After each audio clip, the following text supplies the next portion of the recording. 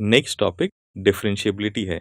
इसमें हम डिफरेंशिएबिलिटी के बारे में सीखेंगे कि डिफरेंशिएबिलिटी क्या होती है। इसे हम एक एग्जाम्पल से समझते हैं। माना y is to f x का ग्राफ कुछ इस प्रकार से है। इस ग्राफ का point A comma f a है, point B a plus h comma f of A plus h है, point C a minus h comma f of a minus h है।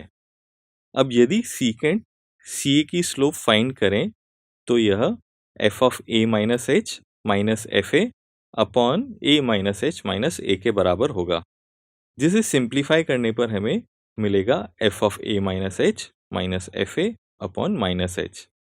अब यदि h टेंड्स टू 0 है तो यह point C point A की तरफ मूव होगा।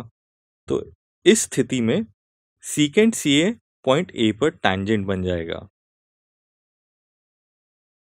इस स्थिति में पॉइंट ए पर टैंजेंट की slope limit h tends to 0 F of a minus h minus F A upon minus h के बराबर होगी।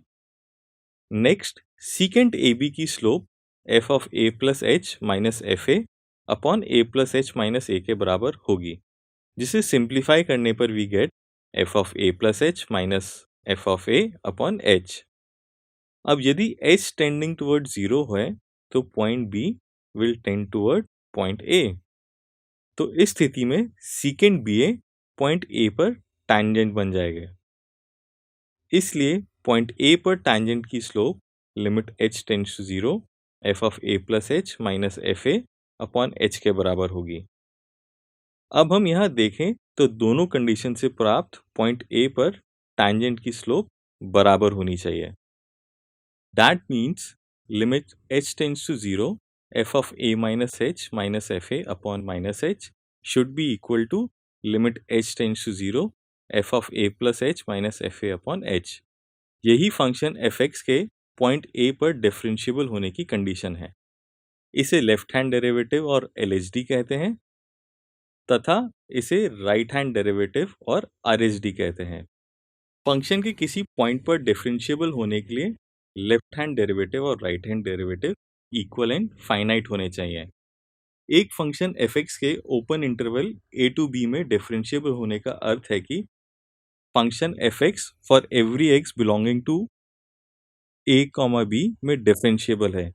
इसी प्रकार fx close interval a to b में डिफरेंशिएबल होने का अर्थ है कि open interval a to b के प्रत्येक पॉइंट पर डिफरेंशिएबल हो तथा इंटरवल के and points a and b पर भी डिफरेंशिएबल हो।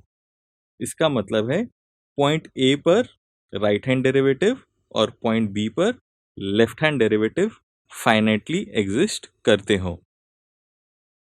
नेक्स्ट एक थ्योरम इस प्रकार से है कि यदि function point x is to c पर डिफरेंशिएबल है तब वह point x is to c पर कंटिन्यूअस भी होगा, जिसे आप इस प्रकार से प्रूव भी कर सकते हैं। नेक्स्ट इज प्रत्येक डिफरेंशिएबल फंक्शन कंटिन्यूअस होता है, परंतु प्रत्येक कंटिन्यूअस फंक्शन डिफरेंशिएबल हो यह आवश्यक नहीं है।